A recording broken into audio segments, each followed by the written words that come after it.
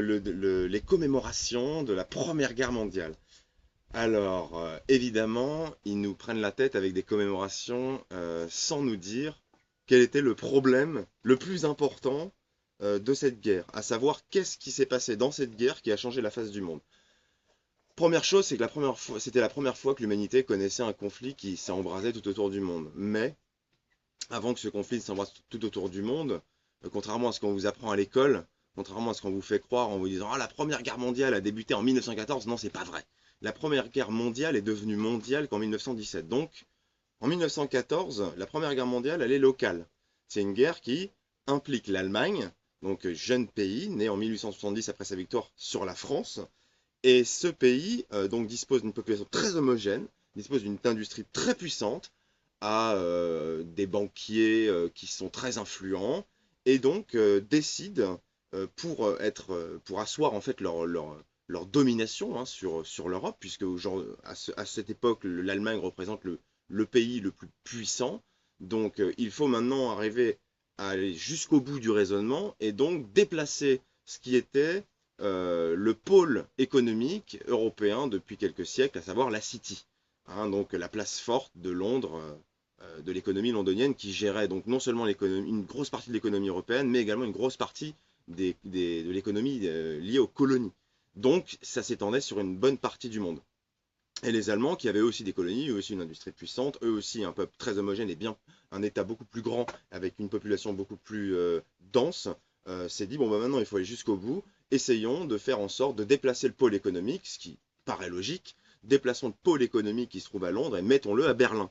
C'était ça le fondement de la Première Guerre mondiale. Les Anglais n'ont pas voulu se laisser faire, donc pendant quelques années avant la Première Guerre mondiale, parce que ça a démarré avant, faut bien comprendre que ça ne s'est pas passé comme ça en quelques semaines en 1914, non, ça avait démarré longtemps avant. Donc des jeux d'alliance s'étaient faits, hein, et ce sont ces jeux d'alliance qui ont fini par précipiter en réalité le début de la Première Guerre mondiale. Mais le début de cette guerre est une guerre locale, c'est une guerre comme l'Europe en a connu depuis des siècles, mais la seule différence qui est nouvelle, c'est que grâce à l'industrie, grâce à ce nouveau mode de pensée parlementariste et démocratique et républicain, eh bien aujourd'hui on peut mobiliser des populations gigantesques et on peut les armer. Donc on va envoyer au front des centaines de milliers, des millions d'individus combattre pour défendre les intérêts d'une nation X ou Y. Donc voilà, la Première Guerre mondiale se déclenche et jusque-là, bon, bah, c'est un problème local, mais survient quelque chose d'assez extraordinaire. Ça s'est passé donc en 1917, euh, le 2 novembre pardon, 1917, où ont été signés les accords de Balfour. Alors qu'est-ce que c'est que les accords de Balfour? Les accords de Balfour, c'est un traité qui a été passé entre le Congrès sioniste mondial et Lord Balfour, qui était à l'époque ministre des Affaires étrangères britannique et qui était donc, selon le contexte de cette année 1916, qui était acculé, puisque les troupes franco-britanniques étaient pulvérisées sur tous les fronts et que les seuls endroits où les Anglais ou les Français arrivaient encore à tenir tête à leurs adversaires, ce n'était certainement pas aux Allemands ni aux Autrichiens, c'était plutôt sur le Proche-Orient et l'Orient, où il y avait des fronts avec l'Empire ottoman qui était allié de l'Allemagne. Mais le Kaiser Guillaume II, donc, qui était le chef des troupes allemandes, le chef de l'État allemand, propose donc, puisque les Allemands tirent sur Paris, hein, il ne faut quand même pas oublier qu'ils étaient à Noyon, ils étaient à quelques kilomètres de Paris, ils tiraient sur Paris, donc les Français et les Anglais étaient défaits, et donc par conséquent le Kaiser propose un statu quo, donc c'est-à-dire la restitution des territoires français à l'État français en échange d'une reconnaissance absolue de la gestion de l'économie sur l'Europe et donc sur les colonies, et par conséquent donc une destitution de ce pouvoir économique qui était jusque-là en Angleterre. À partir de là, n'importe quel individu dirigeant un pays se dit, bon, j'ai deux options, soit aller jusqu'au bout du raisonnement et je continue la guerre et à ce moment-là, je vais me retrouver carrément défait, hein, c'est-à-dire que les troupes ennemies vont envahir mon pays, ils vont prendre possession de l'État, ou alors j'accepte donc une reddition, un armistice, et nous entamons donc des pourparlers. C'est à ce moment-là de l'histoire que s'est passé quelque chose d'absolument incroyable, donc ce sont les accords de Balfour. Les accords de Balfour, c'est quand la Confédération sioniste mondiale est allée voir Lord Balfour, donc dans le courant de l'année 1916, à la suite de quelque chose d'encore plus étrange qui s'était déroulé, qui était le télégramme, le mystérieux télégramme secret envoyé par le ministre des Affaires étrangères allemand, M. Arthur Zimmermann, aux États-Unis, donc à l'ambassade allemande aux États-Unis, pour suggérer au Mexique de déclencher la guerre contre les États-Unis aux côtés de l'Allemagne. C'est-à-dire que M. Zimmermann, ministre des Affaires étrangères allemand, entame un procédé pour que les États-Unis entrent en guerre contre l'Allemagne, ce qui peut paraître absolument extraordinaire et totalement surprenant, puisque c'est ni plus ni moins de la haute trahison. Forcer un État à entrer en guerre contre son propre pays, nous sommes donc dans l'acte de haute trahison. Donc, cette affaire Zimmermann a certainement donné des idées au Congrès sioniste international qui, en confédération, en corrélation, s'est décidé à aller voir Monsieur Lord Balfour, ministre des Affaires étrangères britannique, pour lui suggérer la proposition suivante, c'est que les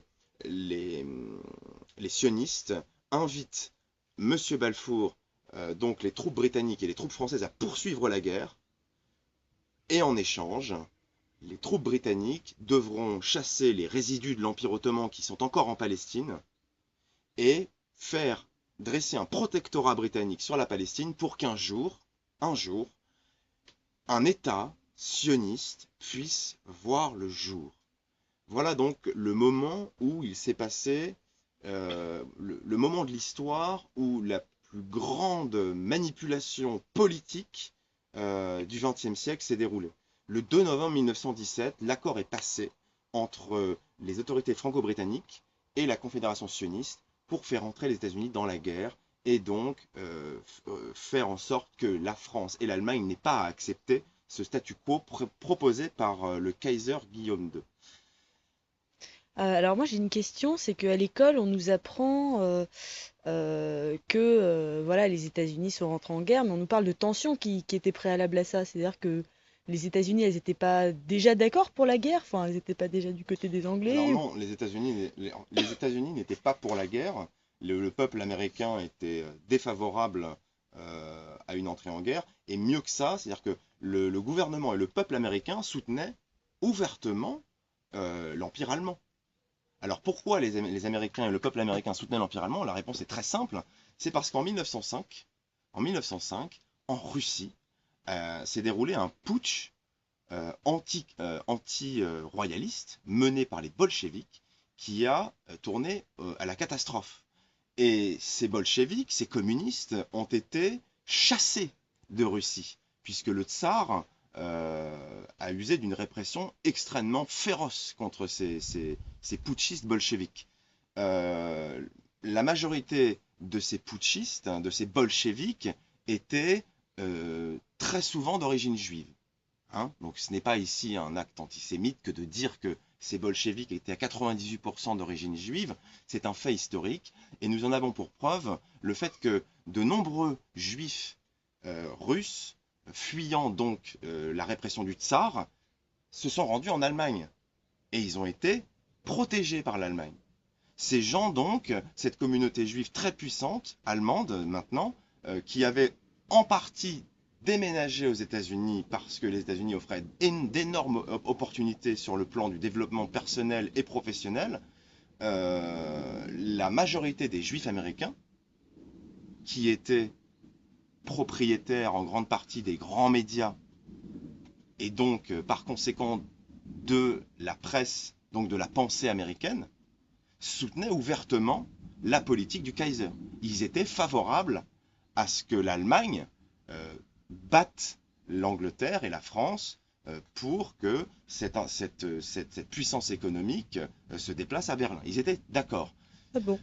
Mais ce qui s'est passé, c'est que la Confédération sioniste, elle, qui était déjà très puissante dans la communauté juive internationale, cette confédération sioniste a réussi à convaincre la communauté juive en général de participer à une entrée en guerre des États-Unis contre l'Allemagne parce que l'Angleterre avait les moyens militaires, politiques, d'envahir la Palestine et donc de s'emparer de Jérusalem. C'était ça le point névralgique des accords de Balfour. Donc pour en revenir à la situation de la France en 1917 a eu le choix entre un statu quo, une restitution de ses frontières, ou de l'autre côté une poursuite des hostilités, sachant que les Allemands sont à quelques dizaines de kilomètres de Paris. Eh bien, c'est la solution B, donc celle qui a été proposée par le sionisme, qui va être acceptée. C'est alors que les troupes françaises et les troupes britanniques sont contraintes, c'est une obligation, pour récupérer le territoire qui a été envahi, de participer à des contre-offensives d'une violence inouïe qui ont abouti à la mort de 1 million de jeunes Français de toutes origines sociales, religieuses. Donc, il faut comprendre qu'à partir du 2 novembre 1917, lorsque les États-Unis entrent en guerre un peu plus tard, il faut comprendre à partir de là que la guerre n'a plus le même objectif. Elle n'a plus pour but de conserver le pouvoir économique à Londres. Maintenant, le but est différent. Le but est de donner le change aux sionistes qui ont réussi à convaincre les États-Unis d'entrer en guerre. Donc pour donner le change, eh bien nous allons battre l'Allemagne et nous allons asseoir nos positions militaires sur l'Europe. Pour ça, nous avons eu plus d'1 million de martyrs. Alors que le Kaiser, quand lui était sur le point de gagner, avait donné des traités qui étaient très équitables. Le Kaiser n'avait que pour objectif de prendre le contrôle économique de l'Europe. Il n'avait pas de volonté territoriale. Il n'avait aucune revendication idéologique. Ses seules revendications, puisque c'était un capitaliste comme tous les autres, hein, il n'avait que pour revendication la possession et le contrôle du pôle économique de l'Europe et des colonies européennes. C'était le seul objectif de l'Allemagne. Parce que, en fait, les Anglais et les Français, ils ont coopéré alors que le Kaiser, il leur proposait enfin, de récupérer leurs frontières, bon, mis à part l'Alsace-Lorraine, mais euh, quel était leur intérêt dedans, de coopérer justement avec les sionistes? Mais l'intérêt de coopérer avec les sionistes, c'est que depuis le milieu du 19e siècle, ce sont les sionistes qui impriment la monnaie dans le monde.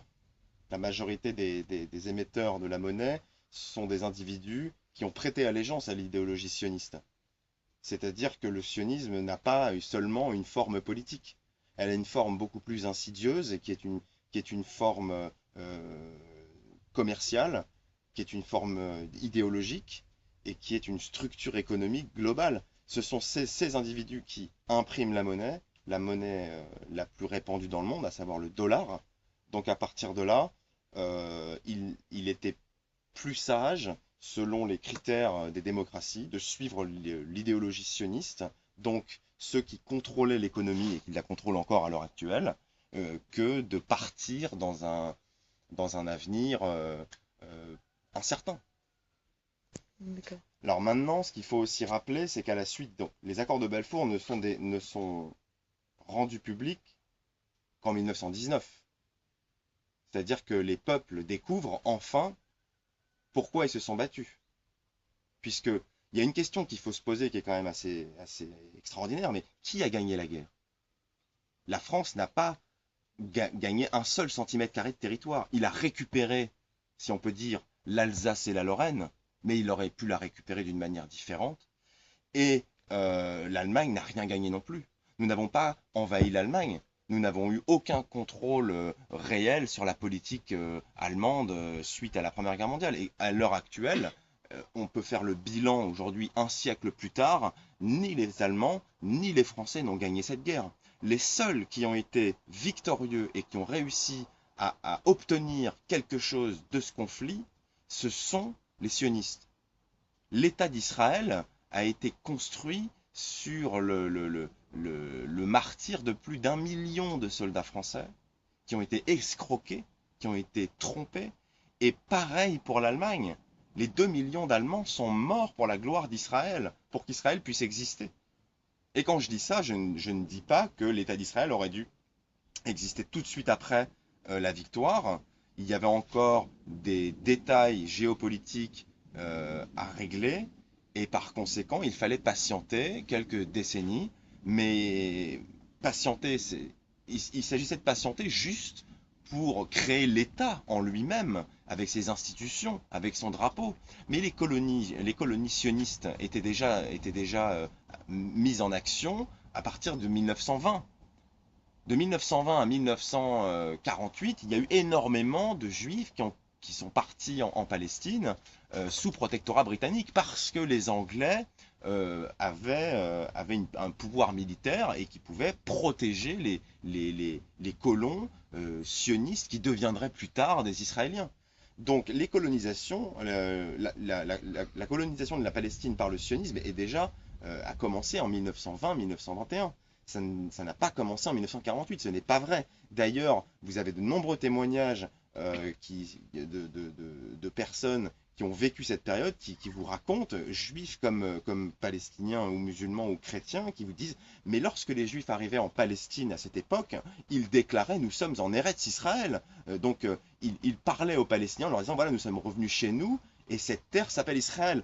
Donc, c'est à cette époque d'ailleurs que les premiers heurts entre les colons juifs sionistes et les Palestiniens ont débuté. Les tensions entre colons israéliens et palestiniens ne datent pas de 1948, ça date de bien avant. Donc on peut tout de suite en déduire que ce projet, en réalité, était mûrement réfléchi et qu'aujourd'hui, un Français, s'il a quelque peu de conscience et de morale, se doit d'être antisioniste. Même si l'État d'Israël n'existait pas, un Français devrait être antisioniste suite à ce qui s'est passé lors de la Première Guerre mondiale. Même si les plans avaient échoué, même si quelqu'un avait réussi à enrayer la création de l'État d'Israël, aujourd'hui, un Français doit être antisioniste parce que nous avons tous des gens de nos familles qui sont morts dans les tranchées de manière odieuse et qui sont mortes pour qu'un État criminel, assassin, meurtrier et illégitime puisse exister. Donc il est de notre devoir d'être antisioniste. C'est une question de bon sens. Sachant que aujourd'hui aussi, aujourd'hui encore, la France, l'Angleterre sont impliqués dans ce conflit puisqu'ils ne condamnent absolument, enfin, ils condamnent à peine les crimes israéliens. Et à entendre les infos françaises, on a l'impression qu'il s'agit d'un combat d'égal à égal, quoi. Ils entretiennent un assez gros flou. Ouais, mais ça c'est normal que les pays occidentaux qu'on poursuive en fait la logique de, de leurs mensonges. Ils se sont fourvoyés dans un mensonge il y a déjà un siècle, 98 ans exactement. Ils ne peuvent pas à l'heure actuelle faire marche arrière en disant voilà, excusez-nous, on est désolé. Hein. Je veux dire, quand vous voyez que l'histoire en fait des accords de Balfour a coûté des dizaines de millions de morts à l'humanité, mais de quel côté est la morale? Il est évident que les, les gouvernements occidentaux sont des gouvernements menteurs. De toute façon, ça fait 2 siècles en France qu'on a un gouvernement de francs-maçons, aujourd'hui sioniste, que le peuple vomit, mais on ne supporte plus cette politique nauséabonde. Les gens ne croient même plus dans la politique. Vous dites, vous faites de la politique, mais non, mais qu'est-ce que c'est que ça, la politique? Mais on préfère aller faire la fête, on préfère aller picoler, on préfère aller faire n'importe quoi d'autre que de s'intéresser à l'avenir de notre pays. C'est-à-dire qu'aujourd'hui, on en est arrivé à un tel point que lorsque ces dossiers ressurgiront, parce qu'ils vont ressurgir, hein, il faut pas croire, c'est pas parce que le peuple à l'heure actuelle est hébété, crétin et qu'il est complètement à l'ouest par rapport à ce qui se passe autour de lui qu'un jour il ne va pas y avoir une génération, et d'ailleurs elle est en train d'arriver cette génération, qui va à un moment donné dire stop, on en a marre. Hein. Ça ne peut pas continuer comme ça. Et quand on dira stop, on en a marre, le problème est qu'on sait très bien que l'État va développer, pareil, hein, pour continuer de couvrir ses crimes et ses mensonges, va augmenter la violence répressive, mais il ne faut pas qu'il s'y trompe. Hein. On va à un moment donné, on emploiera des méthodes qui nous permettent de nous exprimer sans, de la même manière que vous. Si demain vous sortez des armes, mais on ne se laissera pas tirer dessus. On se laissera pas faire. Il faut le comprendre, ça.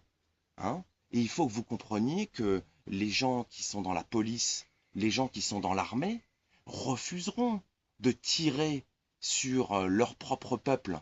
Ils se sont engagés pour défendre la France. Donc ils refuseront de prendre les armes, ils refuseront de tirer. Alors quelques-uns tireront, il n'y a pas de problème. Mais la plupart déserteront et rejoindront les rangs de la Révolution. Donc faites très attention. Arrêtez de mentir. La meilleure chose que vous pourrez que les hommes politiques à l'heure actuelle pourraient faire, c'est fuir la France. Fuyez, loin, partez vite. Vite, sauvez vos vies. Quand tu parles justement de violence, ça me fait penser à la manifestation pro-israélienne qui a eu lieu il y a 2 jours, où il y a eu, d'après les sources de presse, entre 4500 et 6000 personnes, ce qui est assez ridicule comparé au nombre de personnes qu'a réuni les manifestations qu'ont réuni manifestations pro-palestiniennes. Euh, et justement, bah, qu'est-ce que tu as à dire du fait que pendant la manifestation, les pro-israéliens criaient «On est tous LDJ», alors que la LDJ, c'est quand même un groupe presque quasi terroriste, hein. Ils ont Alors poignardé quelqu'un il n'y a pas longtemps dans une manifestation. déjà, il faut comprendre une chose très simple. Oui, effectivement, il y a eu des manifestations pro-israéliennes. Alors là, on touche vraiment le fond de l'ignominie. On est vraiment dans le, le relent de vomi. C'est vraiment infect. Pourquoi? Parce que lorsque le peuple français, qu'il soit d'origine étrangère ou non, hein, quand le peuple français va soutenir le peuple palestinien, c'est quoi le message? Le message, c'est nous ne tolérons pas qu'une nation, telle qu'elle soit, euh, vole un peuple de sa terre. D'accord? Ça, c'est le premier point. Parce que j'ai énoncé que, voilà, l'histoire de la Palestine, c'est quand même un complot réalisé par des banquiers mafieux, hein, qui se sont emparés d'un pays. C'est ça la vérité. D'accord? Donc, quand on voit aujourd'hui que le peuple français soutient la Palestine, bah oui, c'est normal. Nous soutenons les victimes contre les voleurs, les victimes contre les criminels. C'est évident. Je veux dire, comment ne pas soutenir une femme qui se fait violer? Évidemment, on ne va pas soutenir le violeur. Celui qui soutient le violeur est la dernière ordure. Aujourd'hui, soutenir l'existence même d'Israël, c'est révéler sa personnalité ordurière et méprisante pour l'humanité. Parce que quelqu'un qui soutient Israël aujourd'hui, c'est quelqu'un qui méprise l'humanité dans son ensemble. Quand on voit 4000 ou 5000 pro-israéliens, mais qu'est-ce qu'ils foutent là? S'ils sont israéliens, qu'est-ce qu'ils font ici?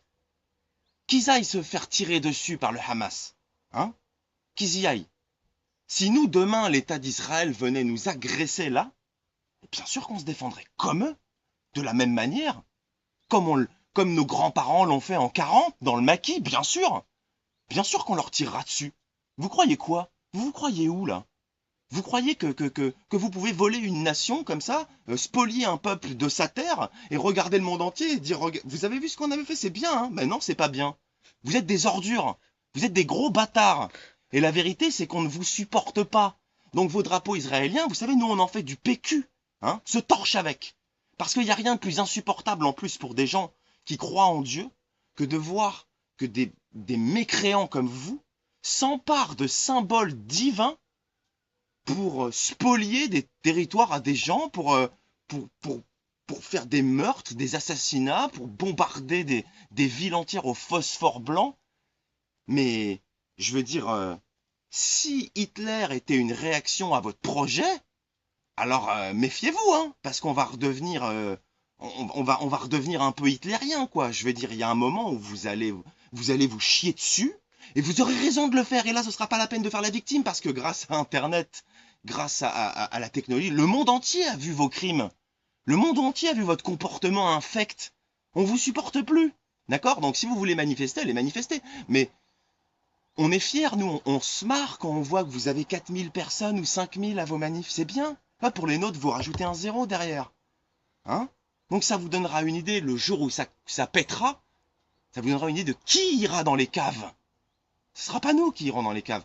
Et il ne faudra pas venir pleurer à nous dire ah, vous vous rendez compte, aujourd'hui on est encore une fois persécuté. Non mais persécuté de quoi? Vous prenez le retour du bâton de ce que vous méritez parce que regardez le comportement que vous avez. Vous êtes des gens qui n'avaient aucune compassion pour le reste de l'humanité. Hein, certains des textes d'ailleurs auxquels vous vous référez méprisent les non-juifs. Alors, je ne veux pas rentrer ici dans le débat théologique, hein, mais quand vous aurez enlevé votre étoile de David de votre drapeau, ben on pourra déjà savoir un peu plus clair si une synagogue, c'est une ambassade ou si c'est vraiment un lieu de culte, quoi. D'accord?